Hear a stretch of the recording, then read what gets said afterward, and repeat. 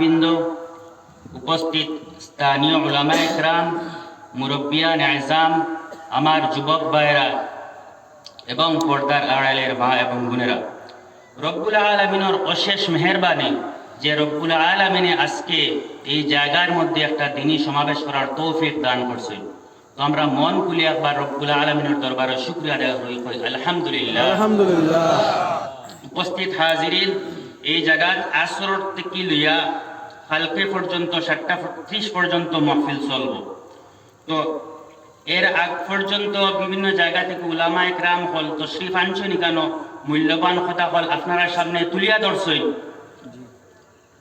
এবং এর ফেরও সমস্ত রাত্রি উলামা ইকরাম হলে আইবা এখানে তশরিফ নিবা এবং তার কুরআন এবং হাদিস থেকে মূল্যবান কথা হল আপনারা সামনে তুলিয়া ধরবা।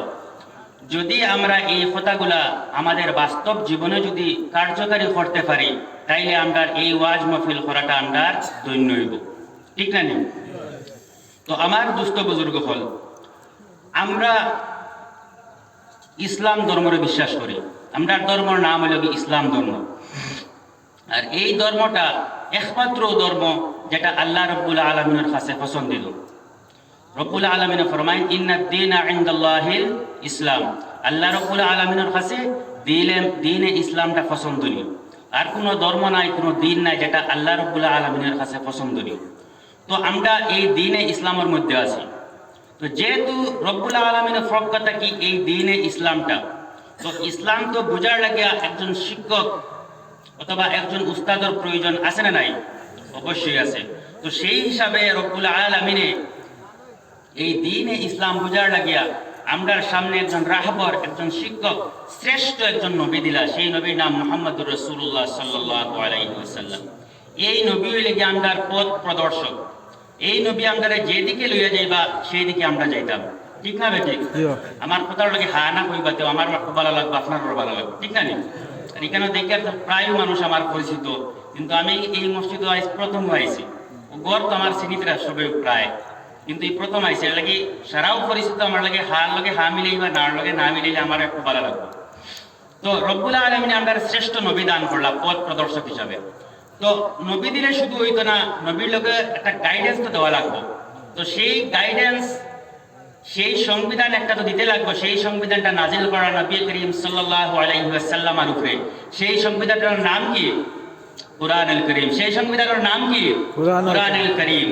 মানে আমরার দ্বীনে ইসলামের মধ্যে যদি চলতে হয়, তাইলে এই কুরআনে কারীম আমরার মানিয়া চলতে লাগবো, আর আমরার এই নবীরে মানিয়া চলতে লাগবো। এই কথার উপরে সব একমত নেই, আমরা সব আমরার নবীরে মানতে লাগবো এবং নবীর উপরে যে কিতাব অবতীর্ণ হয়েছে সেই কিতাব মানতে লাগবো। আমরার সংবিধানে লগিয়া এই কুরআনে কারীম, আর তৎসঙ্গে সংবিধান আছে নবী করিম সাল্লাল্লাহু আলাইহি ওয়াসাল্লামের হাদিস হল সংবিধান। কিভাবে হাদিস সংবিধান? এই হাদিসগুলো আল্লাহ রাব্বুল আলামিনের কথা। কিভাবে কথা? যে রব্বুল আলামিনের কাছ থেকে কুরআনে কারীম অবতীর্ণ হয়েছে কিসের মাধ্যমে? ওহীর মাধ্যমে। এই ওহী হইল কি দুই প্রকার। একটা হইল কি ওহী মাতলু, যেটা তিলাওয়াত করার মাধ্যমে আমরা পাইছি, যেটা হইল কি কুরআনে কারীম। আরেকটা হইল কি ওহী গয়র মাতলু, যেটা তিলাওয়াত ছাড়া নবী করিম সাল্লাল্লাহু আলাইহি ওয়াসাল্লামের যিহনের মধ্যে ডালিয়া দেওয়া হয়েছে, সেটার নাম হইল কি হাদিস। কি বুঝলাম আমরা? ওহীর মাধ্যমে দুইটা জিনিস পাইলাম, একটা হইল কি কুরআনে কারীম, আর একটা হইল কি আহাদিসে নববিয়া। এই দুই জিনিস আমরা মানতে লাগবে না?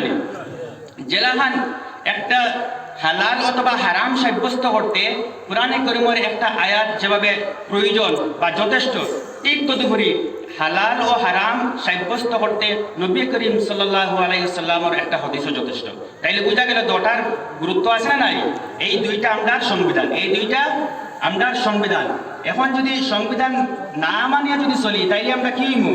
আমরা বিপদগামী হইমু, মইমুনি না হইতাম না। দেখো, বর্তমান আমরা ভারতবর্ষের মধ্যে বাস করি। ভারতবর্ষের একজন তো লিডার আছে নাকি? আমরার ধর্মর যেভাবে একজন লিডার আছে নবী করিম সাল্লাল্লাহু আলাইহি ওয়াসাল্লাম, ঠিক তদুপরি দেশ চালাইতে একজন তো লিডারের প্রয়োজন আছে। আমরা লিডারকে প্রাইম মিনিস্টার লিগে আমরা লিডার, আর আমরার সংবিধান যেটা আছে বর্তমানে তো ওটাই সংবিধান। কিন্তু একটা জিনিস খেয়াল রাখবার, এই ভারতবর্ষের যে সংবিধান যেটা, এটা 1950 খ্রিস্টাব্দের 26শে জানুয়ারি গৃহীত হয়েছে। যেটা আরো 2 দিন পরে গত সামনে রবিবার হয়ে 26 জানুয়ারি, মানে সংবিধান এই দিন গৃহীত হয়েছে। এর কারণে এই দিনটা গোটা ভারতবর্ষের মধ্যে উদযাপন করা হয়, সরকারি প্রতিষ্ঠান হোক বা বেসরকারি প্রতিষ্ঠান হোক, এই তারিখে উদযাপন করা হয়। মানে এই তারিখে সংবিধান গৃহীত হয়েছে। সংবিধান মানে কি?